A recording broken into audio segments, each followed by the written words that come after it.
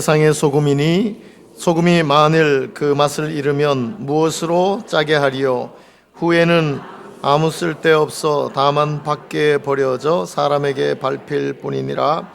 너희는 세상의 빛이라. 산 위에 있는 동네가 숨겨지지 못할 것이요 사람이 등불을 켜서 말 아래에 두지 아니하고 등경 위에 두나니 이러므로 집안 모든 사람에게 비치느니라. 이같이 너희 빛이 사람 앞에 비치게 하여 그들로 너희 착한 행실을 보고 하늘에 계신 너희 아버지께 영광을 돌리게 하라. 아멘. 이 말씀으로 십자가를 높이 달았습니다 하는 제목으로 같이 말씀을 나누겠습니다. 구정 명절이 끝나지 않았죠. 연휴가 내일까지인데 아마 고향으로 갔다가 못 올라오신 분들이 많이 있는 것 같습니다. 여러분들은 구정을 지키는 동안 새성전에는 십자가를 달았습니다. 21일 날 아침 9시에 십자가를 이제 올릴 거라고 전화를 받고 먼저 가서 현장 소장과 이런저런 이야기를 하고 있다가 십자가를 올릴 준비가 다 됐다 해서 나왔어요. 나와서 이제 보면서 보는데 이제 거기 현장 소장뿐만 아니라 전기 담당 팀장이라고 하면서 소개를 해서 아이고 수고 많습니다 하고 인사를 하고 십자가가 작은 트럭에 실려 왔는데 작은 트럭이라서 그런지 그거보다 훨씬 십자가가 길고 컸어요. 그래서 참 크구나 이런 생각을 하면서 이제 십자가를 달아 올려야 되는데 그 달아 올리는 기사에게 전기 팀장이 이제 소리를 지르면서 거기 고압선이 흘러간다고 그거 조심해야 된다고 소리를 막 질렀어요. 불렀는데 눈 하나 깜짝하지 않고 내려다 보지도 않아요. 젊은 사람인데 다 안다 이거죠. 안다. 그래도 전기팀장은 걱정스러우니까 막 소리를 질렀어요. 거기 고압선이 있으니까. 나중에 퉁명스럽게 알아요 하고 말더라고요. 그래서 나는 얼마나 조심스러운지 전기팀장으로 소리를 지르니까 고압선에 혹시라도 닿을까봐 조심스러웠어요. 그래도 사진 찍고 이러려고 갔더니 거기 또 이중 권사님이 또 와서 사진 찍으려고 와 계시더라고요. 건너편에. 그래서 이제 이렇게 보면서 조심스럽게 이제 쳐다보고 있었는데 드디어 이제 십자가가 이제 오르기 시작했어요. 저는 고압선에 닿을까봐 조심스럽기도 하고 또 이제 드디어 성전에 십자가를 붙이니까 얼마나 감격스럽기도 하고 그래서 이걸 잘 담아야지 하고 이제 핸드폰을 꺼내서 그걸 영상을 이제 담기 시작했어요. 드디어 이제 십자가가 올라가는데 그 기사가 쑥 올리는데 진짜 걱정할 필요 없이 고압선과 관련 없이 쑥 올라가더라고요. 십자가가 금방 쑥 올라가서 꼭대기에 이렇게 달려있는 모습을 이제 다 찍었어요. 그래서 참 너무 감격스럽게 이제 성전에 이젠 누가 봐도 교회라는 걸 알겠구나 하고 이제 건너편에 이제 사진 찍고 있는 권사님이 가서 권사님 날씨도 춥고 한데 들어가세요. 뭐 이렇게 나와서 그렇게 하시냐 했더니 네 저도 들어가야죠 하면서 이제 권사님을 보냈어요. 보내고 나서 십자가 올리는 그 감격스러운 장면을 동영상에 잘 잡아놨으니까 다시 한번 봐야지 하고 틀었더니 아니 십자가가 이게 보이지를 않는 거예요. 아니 가만히 있어봐라. 이 십자가가 어디 갔나. 이중 권사님 바지 끝대리가 나와가지고 그것만 비치고 도로가 비치고 도로하고 이중 권사님 바지 끝부분하고가 왔다 갔다 하고 십자가는 온데간데 없어요. 그래서 아니 이거 십자가를 올리는 걸 찍었는데 왜 십자가는 안 보이나. 끝부분에 조금 십자가 올라간 것만 보이고 그거 알고 봤더니 너무 조심스러워가지고 이걸 가지고 찍어야 되는데 눈만 가지고 저게 이거는 밑을 가 있고 눈을 보면서 저 십자가가 저 꼭대기까지 올라가는구나 이러면서 나는 이게 찍었다고 생각을 했는데 이거는 저 맞은편에 있는 이중 권사님 바지하고 도로만 왔다 갔다 찍은 거예요. 나중에 이제 무의식 중에 이제 이렇게 비춰가지고 끝에만 십자가 조금 나와. 그래서 이걸 말씀을 전하면서 십자가를 높이 달았습니다. 말씀을 전하면서 이걸 좀 영상을 보여드릴까 하다가 이중 권사님이 그날따라 바지를 세련된 걸 안 입고 온 것 같아요. 아침에 일찍 오니까 그냥 집에서 입던 바지 입고 나온 것 같아서 그 바지가 알록달록한 게 냉장고 바지 비슷한 걸 입고 와서 그래서 아유 이거 보여줄 필요 없겠다 해가지고 보여지는 못했어요. 그래서 그 감격스러운 순간을 담아놓은 게 하나도 없어요. 꼭대기 십자가 달라요. 나중에 이준 권사님이 사진으로 찍어놓은 걸 보내주셔가지고 그거는 이제 제가 가지게 되었죠. 그 가만 생각하니까 제가 그리스에 있을 때 우리 아이가 초등학교 4학년인가 5학년인가 할 때에 달리기를 하는데 학교 대표로 뽑혀가지고 8개 학교가 모여서 달리기 하는데 나갔어요. 거기는 이제 고대 올림픽 종목을 어려서부터 해요. 그래서 창 던지기 뭐 이런 거, 원반 던지기, 달리기 뭐 이런 걸 하는데 그 이제 달리기 선수로 뽑혀서 가서 달리기를 하게 됐어요. 그래서 이제 저는 감격스러우니까 그리스 애들 사이에서 하나 또 우리 아이가 끼어서 뛰니까 그거 찍어주려고 이제 스탠드에 앉았어요. 앉아가지고 땅 하고 출발을 했어요. 우리나라처럼 뭐 8명, 많으면 8 이렇게 뛰는 게 아니라 여러 명 세워놓고 바로 뛰게 해요. 보통 고대 올림픽에 달리기는 18명이 보통 오리지널로 세워놓고 뛰었으니까 많이 서서 뛰어요. 근데 저 끝에 있는 아이하고 우리 아이하고가 치고 나오는데 비슷비슷한 거예요. 야, 이거 조금 빨리 뛰면 1등 할 것 같고 그런데 그래가지고 막 응원하느라고 빨리 뛰어라 소리 지르고 막 이러고 그러고 동영상을 이제 찍었는데 다 뛰고 나서 둘이 비슷하게 들어왔어요. 그리스 애하고 우리 아이하고 비슷하게 들어와서 그런지 이게 결과를 빨리 못 내는 거예요. 한참 걸렸어요. 요즘처럼 뭐 찍어놓고 보는 게 아니니까. 그러더니 나중에 권혜빈 1등 이렇게 나와가지고 상금이나 상품을 주면 좋겠구만은 그건 안 주고 올리브 잎사귀로 엮어가지고 면류관 만든 거 그거 하나 푹 씌워주고 1등이라고 이제 단상에서 받았어요.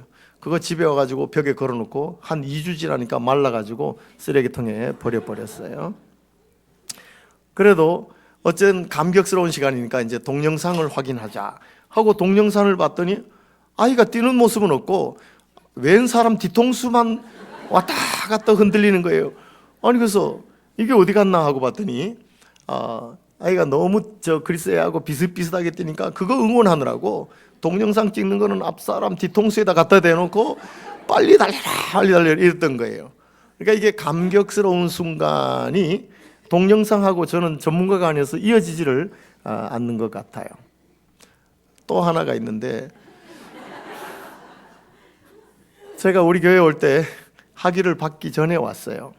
논문은 제출해놓고 들어와 있다가 3년인가 후에 1개월 반인가 휴가를 받고 다시 나갔죠. 다시 나가서 인터뷰를 하고 특별히 이제 저만을 위해서 총장하고 교수들하고 직원들이 한 관에 따로 모였어요. 그래서 이제 학위를 수여받는 날인데 이걸 또 찍어준다고 제가 거기서 지낼 때 친하게 지냈던 집사님들하고 이렇게 다 한인들 교회 다니는 한인들이 왔어요. 아주 동영상도 찍는다고 오고 사진도 찍는다고 이렇게 왔어요. 왔는데 이제 총장 앞에서 제가 학위를 수여받기 전에 내가 노래 하나도 해도 되냐 물어봤더니 총장이 갑자기 어리둥절하면서 해라 그러는 거예요. 그래서 노래 하나 하겠다고 했어요. 그래서 서가지고 두 손을 들고 모든 영광을 하나님께 모든 영광을 하나님께 이 복음송을 했어요. 제가 거기 있으면서 쉽게 있었던 건 아니에요. 경제적으로도 좀 어렵고 힘드는 가운데 그래도 매일 새벽마다 새벽기도 가서 후배들 태워가지고 가서 기도하면서 하나님 지혜를 주시는 만큼 쓰겠습니다 라고 이러고 이제 다 써내고 마지막까지 온 거라서 이게 다 하나님의 은혜다. 그래서 그 찬송을 했더니 이게 저를 아는 사람들이 훌쩍훌쩍 우느라고 아니 사진을 찍어야 되는데 사진은 안 찍고 카메라 내려놓고 동영상이 찍는 거 내려놓고 다 울고 있었던 거예요. 그러니까 이제 그리스 교수들이나 그 다음에 거기 있는 직원들이 너무 분위기가 무거우니까 아니 이게 무슨 일이냐, 학위를 받는 사람은 손 들고 뭔가 노래를 하고 있는데 한국말로 노래하고 있으니까 뭔지는 모르겠고 같이 온 동료들이라고는 와가지고 뭐 찍지는 않고 전부 다 훌쩍훌쩍 울고만 있고 그러고 있으니까 이 직원들하고 교수들도 너무 엄숙하니까 앉아 있다가 다 일어선 거예요. 뭔지는 모르지만 일어서야 될 것 같은가 봐. 그거 다 일어섰어. 그러고 이제 학위를 받고 그러고 들어와가지고 동영상 찍은 거 어떻게 됐냐고 우리 집사람 보고 여보고 그 집사님이 동영상 찍으러 왔는데 그거 찍은 거 좀 받아야지 그랬더니 여보 동영상은 안 찍고 앉아서 울고만 있더라. 우느라고 동영상 찍을 건 옆에 놓고 찍지도 못했던 거예요. 그래서 그 참 감격스러운 순간들에 대한 동영상의 기록이 없어요. 제 성격하고도 어느 정도는 맞아요. 과거에 아무리 잘하고 좋은 게 있어도 그건 미래를 향한 힘이 되면 그 면에서만 받아들이고 그걸 자랑거리로 보관하고 기록해두고 그건 저하고는 성격이 맞지 않아요. 또 우리 건축위원장은 뭐 우리 교회 역사 박물관을 만든다 하지만 저는 관심이 없어요. 만들고 싶으면 만드는 거고. 현재 어떻게 사느냐, 현재 하나님 앞에서 어떤 모습으로 있느냐, 이게 중요한 거죠. 근데 이런 십자가 올리는 것도 저한테는 너무 감격스러웠던 것 같아요. 그래서 이제 드디어 십자가가 턱하니 올라갔어요.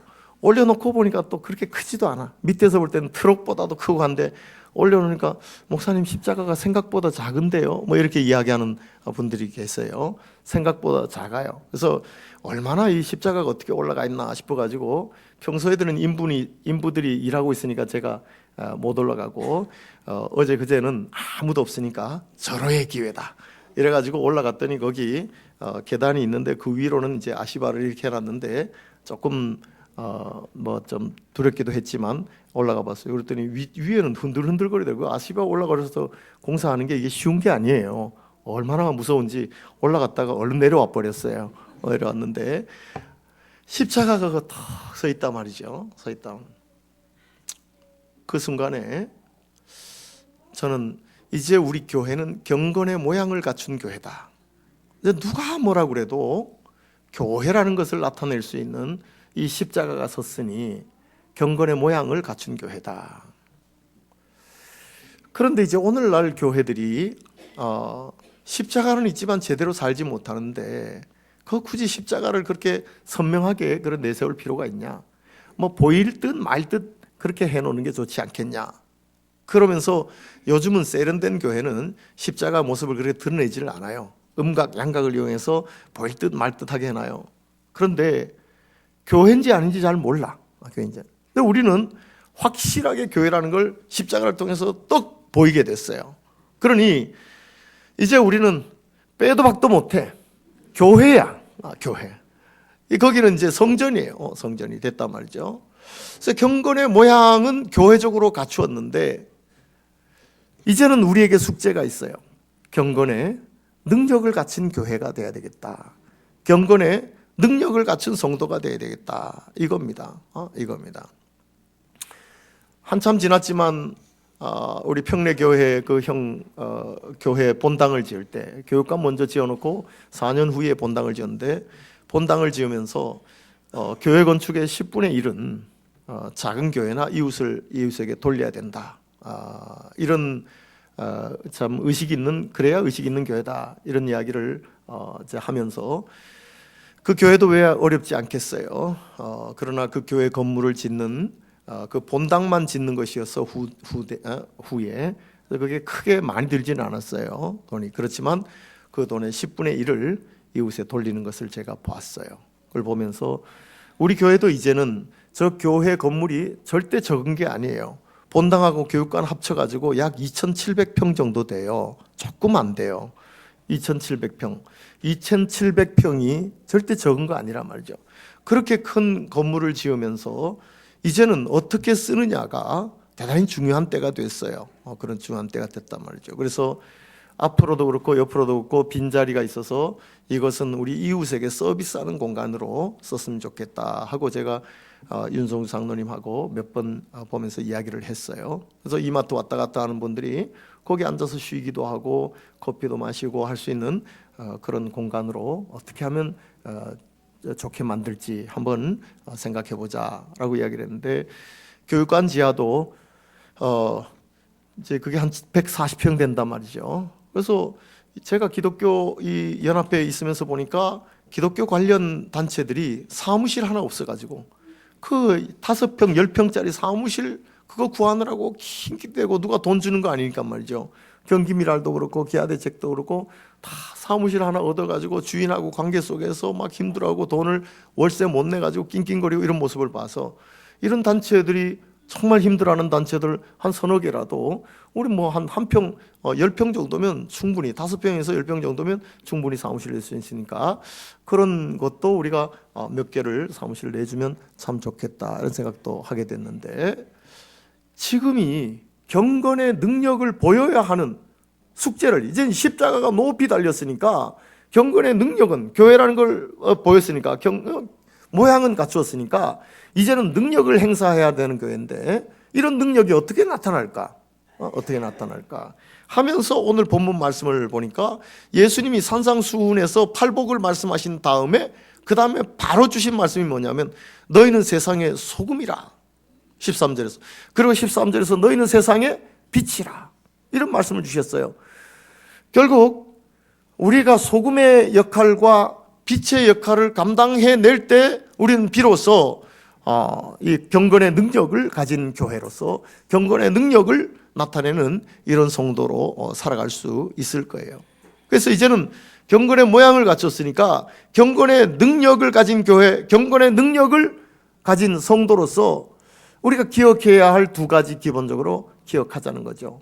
첫 번째는 너희는 세상의 소금이다라는 말입니다. 너희는 세상의 소금이다. 소금이 만일 그 맛을 잃으면 사람에게 밟힐 뿐이니라 라고 말씀. 사람에게 밟힐 뿐이니라. 중세에 저 유럽 지역에 교회가 많이 세워졌습니다. 심지어 쾰른 성당 같은 것은 600년에 걸쳐서 지어진 성당이에요. 600년. 그 외에 다른 성당도 200년씩, 300년씩 걸려서 세워진 이런 성당들이 많아요. 꼭대기에는 십자가가 탁 서 있죠. 그런데 이런 교회들을 지금 예배하기 위해서 그 성당을 찾는 이런 사람이 거의 없어요. 여러분이나 저도 유럽을 관광하면서 예배 드리려고 쾰른 성당을 간다든지 예배 드리려고 그런 성당을 찾아간 이런 경우가 없을 거예요. 무엇 때문에 가요? 관광을 얼마나 웅장한지 몇백 년 동안 지어진 그런 교회의 모습이 어떤지를 관광하려고 구경하려고 가지 거기 예배 드리려고 가는 사람이 없단 말이죠. 그러니 이게 말이죠. 소금의 맛을 잃어버리니까 이게 사람에게 짓밟히는 이런 모습이에요. 결국 관광지로만 이용하는 이런 곳이 되어버렸다 이 이야기죠. 우리나라가 남북이 통일되면 한국의 기독교인들이 북한의 성도들에게 비해서 상당히 부끄러워질 거다 이런 이야기를 많이 해요. 북한에는 지금 10만에서 15만 정도의 지하 성도가 있다고 봐요.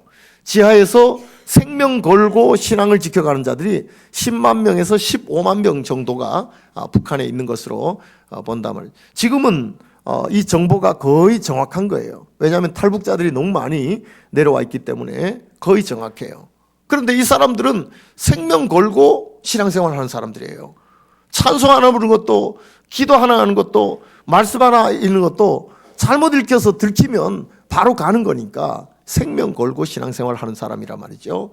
그런데 남한은 우리나라는 얼마나 성경 지식이 풍성한지 몰라요.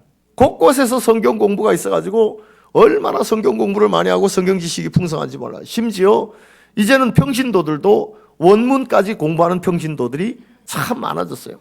서울 지역의 교인들은 원문 공부하는데 들어가서 학원도 다니고 공부도 하고 이런 분들이 많아요. 그래서 히브리어도 공부하고 헬라어도 공부하고 이래요. 그래서 교육자들이 원문에 익숙하지 않으면 이게 밀리게 생길 정도로 말이죠. 그렇게 성경 공부를 많이 하고 성경 지식이 많아요. 그러나 정작 남북이 통일되었을 때에 북한의 기독교인들을 만났을 때에 우리는 부끄러울 수 있겠다 이런 생각을 합니다. 부끄러울 수 있겠다.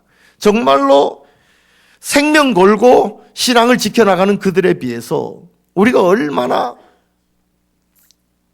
진실한 신앙을 가지고 살아가느냐, 진실한 신앙을 가지고 살아가느냐, 이건 대단히 큰 문제란 말이죠.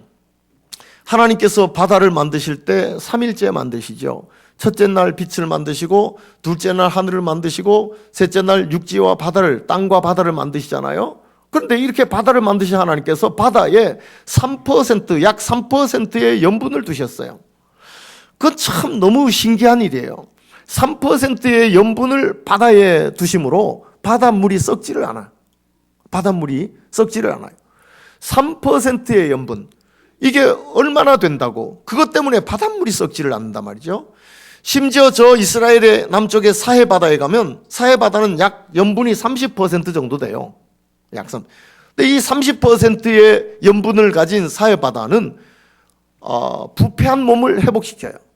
부패한. 그래서 피부병 환자들이 그곳에 대단히 많이 옵니다. 그러니까 주변에 호텔을 많이 지어가지고 지금 사해바다 주변에는 호텔이 대단히 많이 섰어요. 그런데 투숙객들이 꽉꽉 차 있어요. 왜? 아침에 나가서 사해바다에 몸 담그고 저녁에 나가서 또 몸 담그고 이렇게 해서 한 달, 두 달 하면 이 피부병이 다 회복이 된다는 거예요. 그러니 전 세계적으로 그 사해바다 주변에 와요. 염분이 30%만 돼도 썩어가는 것이 회복돼요. 다시 살아난단 말이죠. 3%만 돼도 썩지 않아. 부패하지가 않아. 여기서 결과적으로 봤을 때 우리나라에 3%의 제대로 된 신앙인만 있었어도 우리나라의 공동체들이 부패하지 않았을 거예요. 심지어 교회가 부패하지 않았을 거란 말이죠. 교회가 부패하지 않아. 그럼 교회가 부패하고 사회 공동체가 부패했다는 이야기는 제대로 예수 믿는 사람이 3%가 결과적으로 보면 없었다고 볼 수 있겠죠.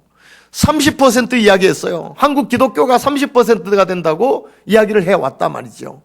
그러나 한국 기독교가 30%였으면 썩어가는 것도 다 살려냈을 거예요. 사해바다가 피부병을 고쳐주듯이 말이죠. 그러나 3%만 돼도 부패하지는 않았을 거예요. 그러나 한국 기독교가 3%가 제대로 된 예수 믿는 사람이 3%가 안 됐기에 한국 사회가 얼마나 부패해졌는지 몰라요. 얼마나 부패.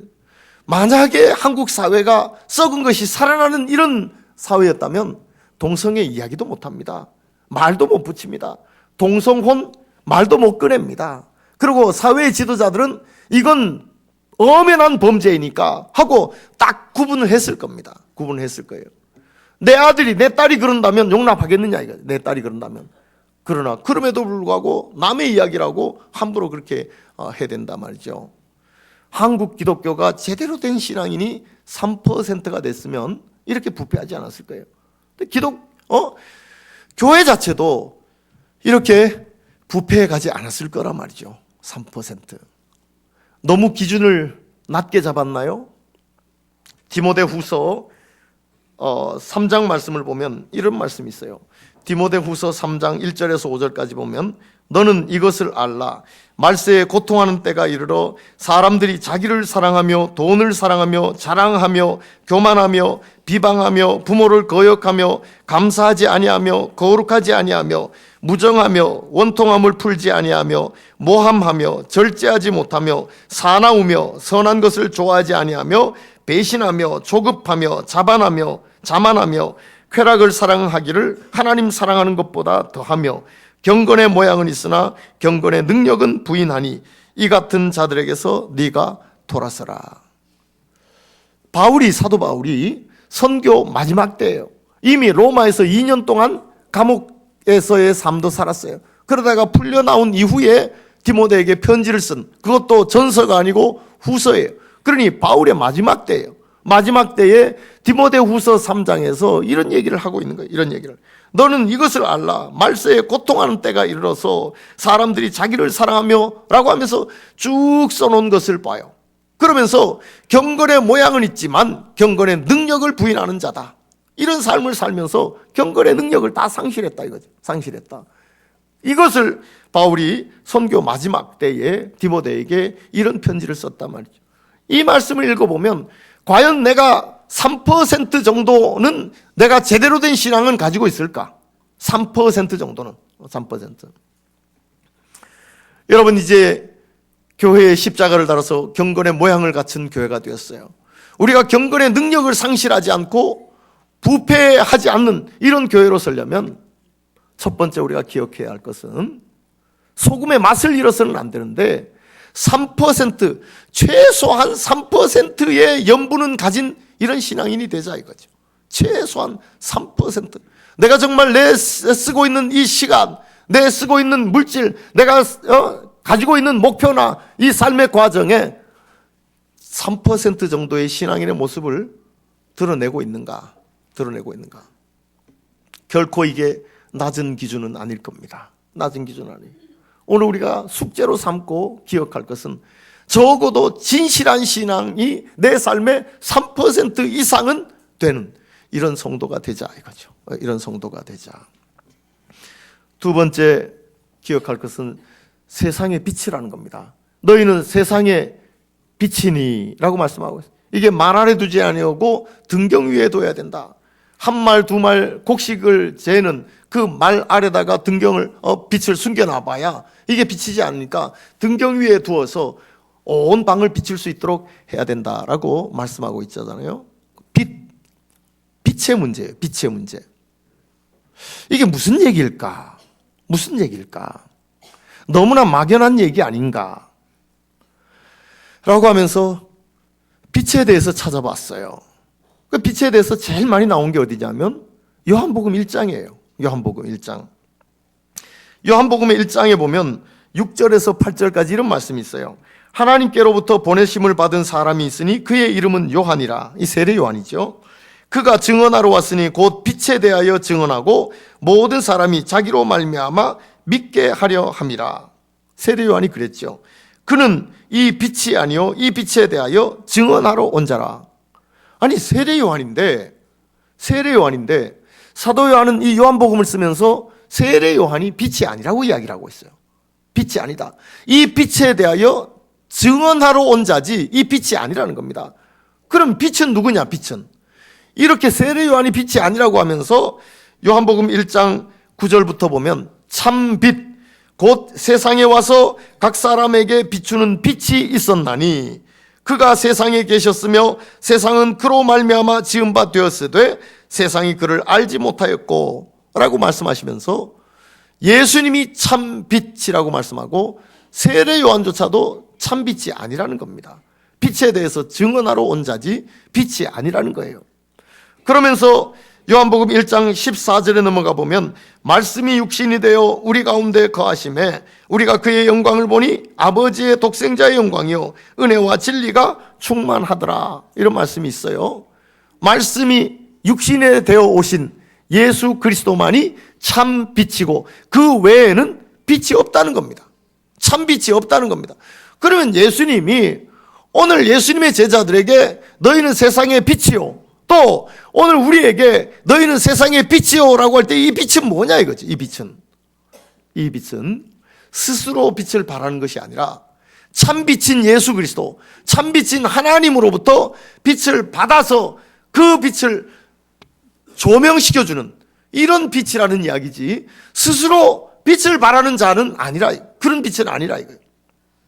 이런 빛은 하나님 한 분, 예수 그리스도 한 분만이 그런 스스로가 빛을 발하는 분이고, 우리는 다 그 빛을 받아서 그것을 반사시키고 그것을 받아서 전하는 이런 빛이라는 이야기입니다. 이런 빛이라는 이야기예요. 이것을 보면서 세상의 어둠과 밝음의 기준이 될 만한 사람은 없다는 거죠. 옳고 그름의 스스로가 기준이 될 만한 사람은 없다는 겁니다. 옳고 그름의 기준이 될 만한 사람은 없다는 거예요. 선과 악의 기준이 될 만한 사람은 없다는 거예요. 이 선과 악의 기준은 오직 유일하신 예수 그리스도 하나님만이 선과 악의 기준이고, 옳고 그름의 기준은 오직 예수 그리스도 하나님만이 옳고 그름의 기준이고 선과 악의 기준이고 어둠과 빛의 기준이에요. 이 말씀을 쭉 보면서 인간이 잘못 오해를 하니까 오히려 빛이 어둠을 드러내고 바로 만들어가는, 사회를 바로 잡아가는 역할을 하는 것이 아니라 오히려 어둠 속에서 헤매는 공동체를 만들게 되는구나. 어떤 인간도 절대적인 기준이 될 수는 없습니다. 오직 절대적인 기준이 될 수 있는 분은 여호와 하나님, 예수 그리스도밖에 없어요. 우리는 그저 그 예수 그리스도의 말씀이 육신이 된 그 예수 그리스도가 이제는 육신이 말씀이 되어서 우리 가운데 있는데, 그 말씀을 빛으로 받아들이고 그걸 녹여서 그대로 살아내는 것밖에 없어요. 그 말씀을 받아서 그냥 살면 빛이 되려고 해서가 아니라, 기준이 되려고 해서가 아니라, 그게 기준이에요. 그게 빛이에요. 바리새인과 서기관들을 향하여서 예수님이 욕을 하셨어요. 그 왜 했을까? 왜 예수님이 바리새인들 그냥 너희들이 바리새인과 같이 율법을 지키지 않으면 천국에 들어가지 못한다. 바리새인처럼 우리가 율법을 지켜야 돼요. 그 정도로 율법을 잘 지켜갔던 사람이에요. 그런데 이 사람들이 뭐냐면 자기 생각을 기준으로 삼았어. 자기 생각. 그래서 그 기준에 어긋나는 사람은 계속해서 지적하고 비난하고 비판하고 꾸중하고 아니 그러니까 좋은 건데 그 기준이 오히려 사람을 비난하고 비판하고 꾸중하고 하는 이런 기준이 돼버렸어요.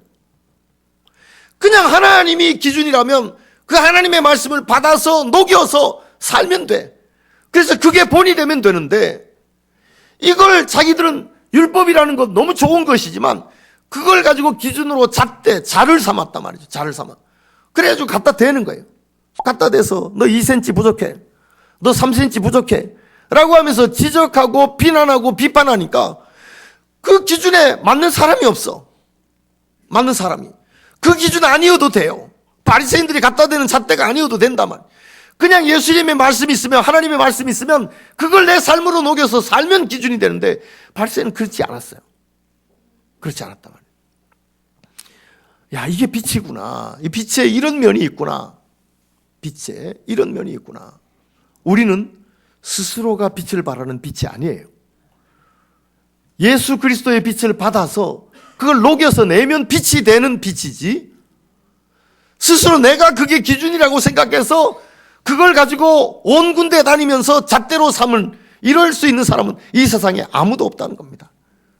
그저 말씀을 받는 거예요. 말씀을. 그리고 그 말씀을 내 마음에서, 내 삶에서 녹이는 거예요. 그리고 그대로 살아내는 거예요. 그러면 그게 빛이 돼요. 제대로 살지 못하면 희미한 빛이 되지만 확실하게 그 말씀을 살아내면 확실한 빛이 되는 거예요. 왜 기독교 공동체와 기독교가 30%가 있다고 하는 이 한국 사회가 어두움에서 벗어나지를 못하고, 심지어 교회조차도 어둠에서 갈 피를 못 찾아가지고 그렇게 헤매고 다니느냐? 그것은 빛은 기준으로 삼으라고 있는 것이 아니라 말씀의 빛을 받아서 살아내서 빛이 되라고 있는 것이지, 이게 너는 세상의 빛이니까 네가 기준이 되라 이 얘기가 아니란 말이죠. 너는 빛이니까 빛이신 예수 그리스도의 말씀을 받아서 빛의 역할을 감당하는, 그걸 삶으로 내는, 그래서 빛이 되는 이런 삶을 살으라 하는 이야기입니다. 그렇습니다. 우리가 두 번째 기억해야 할 것은 내가 빛이 아니라는 겁니다. 내가 빛이 아니라는 겁니다.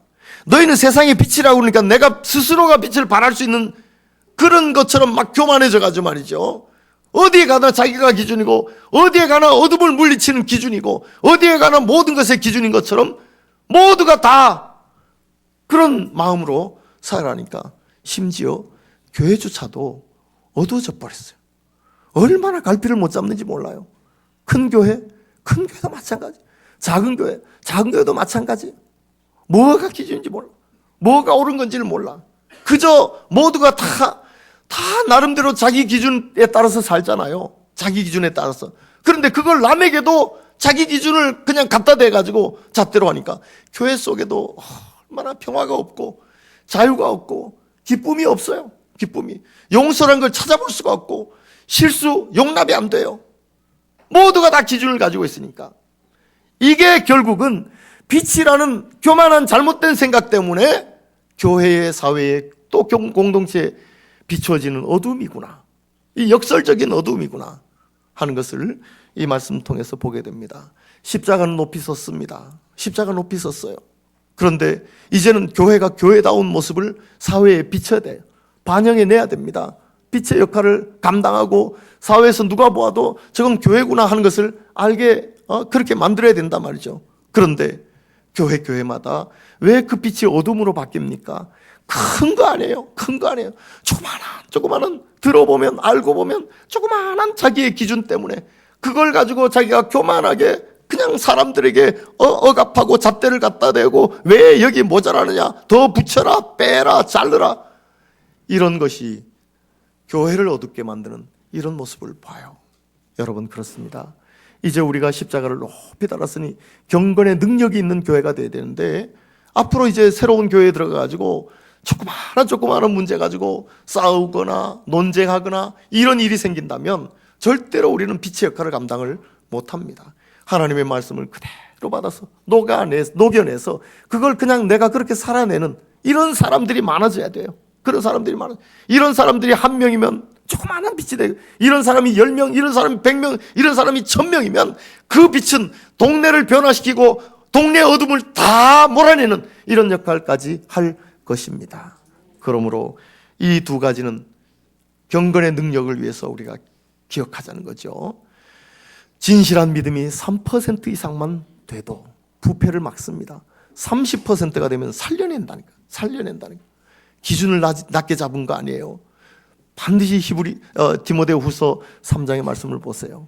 정말 우리가 3%는 넘어야 되겠다 뿐만이 아니라 기준을 내가 빛으로 내가 바라는 것처럼 그렇게 교만하게 사는 것이 아니라 기준은 예수 그리스도 말씀만인 줄 알고 그걸 받아들여서 녹여서 어떻게 하면 이걸 삶에 옮겨낼까. 그저 교회 오면 따뜻하기만 하고, 그저 교회 오면 사랑만 있고, 그저 교회 오면 다 그 말씀을 녹여서 내려고 하는, 그러고 그것이 부족해가지고 그리고 겸손하게 하나님 앞에 회개하는 이런 사람만 가득 찬 이런 교회가 될 때 분명히 이 교회는 사회를 변화시키고 한국을 변화시키는 이런 교회로 설 줄로 믿습니다. 하나님 아버지, 주님의 은혜와 사랑을 감사합니다. 이제 십자가를 높이 달았습니다. 경건의 모양을 갖춘 교회가 되었습니다.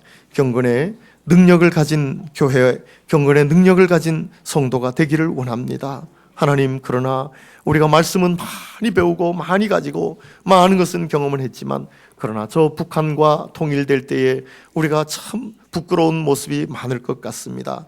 주여, 저희들을 붙잡아 주셔서 정말 제대로 된 믿음 3%라도 있게 하여 주시고, 하나님 아버지여, 정말 내가 기준이 되어서 내가 빛이 되어서 하나님 아버지여, 정말 모든 것에 하나님 아버지여 교만하게 접근하는 것이 아니라 겸손한 자세로 말씀을 내 삶에 녹여서 그 말씀을 하나님 삶으로 옮겨내는 가운데 하나님 작은 빛이 되게 하여 주시옵소서.